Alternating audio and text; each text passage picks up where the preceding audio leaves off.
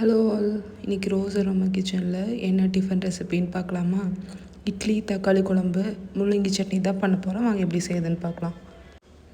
First ஒரு கடாயில் oil add பண்ணிவிட்டு சோம்பு, வெங்காயம், இஞ்சி, பூண்டு, தக்காளி எல்லாமே ஆட் பண்ணிவிட்டு எல்லாம் நல்லா வதங்கினதுக்கப்புறம் நம்ம கட் பண்ணி வச்சுருக்கிற தேங்காய் துண்டுகளை ஆட் பண்ணிக்கலாம். எல்லாம் நல்லா கலந்து விட்டு ஆறுறதுக்காக ஒரு ஓரமாக வச்சிடலாம்.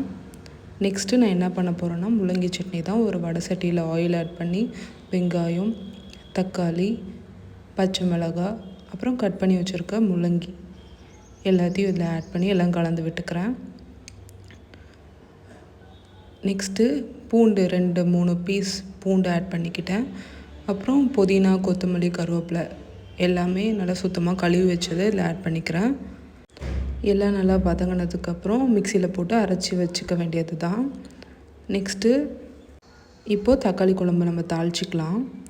ஆயில் ஆட் பண்ணிவிட்டு சோம்பு, பச்சை மிளகாய், கருவேப்பிலை எல்லாம் போட்டதுக்கப்புறம் நம்ம வதக்கி வச்ச பேஸ்ட்டு இதில் ஆட் பண்ணிக்கலாங்க. இப்போ என்னென்ன மசாலாஸ் ஆட் பண்ணுறேன்னு பார்த்தீங்கன்னா கறி மசாலா, கொத்தமல்லி தூள், மிளகாய் தூள் ஆட் பண்ணி எல்லாம் நல்லா கொதிக்க விட்டுறலாம். அவ்வளோதாங்க, நம்ம தக்காளி குழம்பு ரெடி ஆகிடுச்சு. கொத்தமல்லி தூவி இறக்கி வச்சிட வேண்டியது தான். சூப்பரான இட்லி, முள்ளங்கி சட்னி, தக்காளி சாம்பார் ரெடி ஆகிடுச்சு. கண்டிப்பாக ட்ரை பண்ணி பாருங்கள். பாய், லவ் யூ ஆல்.